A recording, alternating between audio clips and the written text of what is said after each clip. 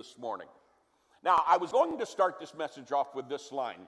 Either Pastor Blake is a genius or Jesus is an awesome leader, and I realized those two things could both be true. Right? Now, I do believe that there's genius in that man.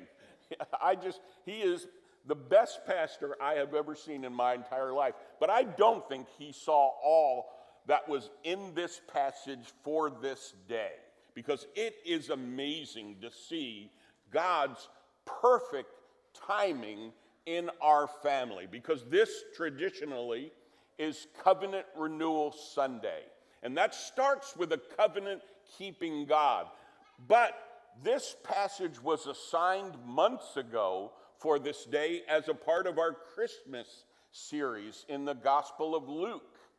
And in this passage in Luke chapter 2, we find Mary and Joseph functioning under the primary covenants that God has given, starting with the circumcision of Jesus, which you'll see in a minute, was given as a sign of the covenant that God made with Abraham. And here's where Jesus' genius leadership comes in, the Orthodox Church has celebrated this circumcision of Jesus as a key moment for feasting in the church. And do you know what day they've celebrated this for hundreds and hundreds and hundreds of years? January 1st. He's genius. You knew all that, right, Blake? Sure. All right. He was on it. It's just so awesome to function under the leadership of Jesus and to know that he's got time in his hands. He's absolutely in control. And so we're going to talk about a covenant-keeping God on this Sunday that at Wesley we focus on covenant renewal for all of us for the coming year. And we're going to see how important covenant is. And we're going to see how this story in Luke chapter 2 fits into every covenant, primary covenant within the Bible. It's just perfect timing on this first Sunday of the year, and especially since this Sunday is January 1st. It was 8 days after his birth. It says in Luke 2, verse 21, that Mary and Joseph took him to the temple for his circumcision.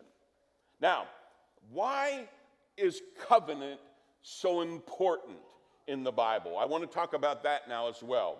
The importance of biblical covenant. I did quite a bit of reading on the covenants of God and why covenants are important. And one of the best things that I read this week was that it's really the covenants of God. And you're going to see in just a minute that there are 5 major covenants from God in the Bible, Old Testament and New Testament. And it is those covenants that God has made with his people that one author said is like the skeleton of a body. Man, it is what provides firmness. It's what provides structure. It's what keeps us standing tall. The covenants of God provide the skeleton for the whole Bible story, the whole biblical narrative. And if you understand the covenants of God, then every section of the Bible takes on significant meaning for you. It's God pouring out himself. It's God investing himself. It's God tying himself in covenant promise to his people. Can you imagine a sovereign God who is omnipotent, omniscient, omnipresent, the absolute king of all kings, and he ties himself to people like us in covenant, unbreakable promise? And that is just mind-boggling to me.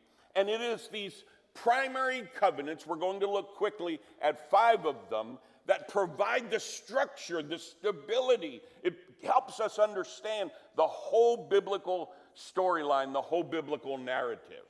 So let's move on to that. What are those 5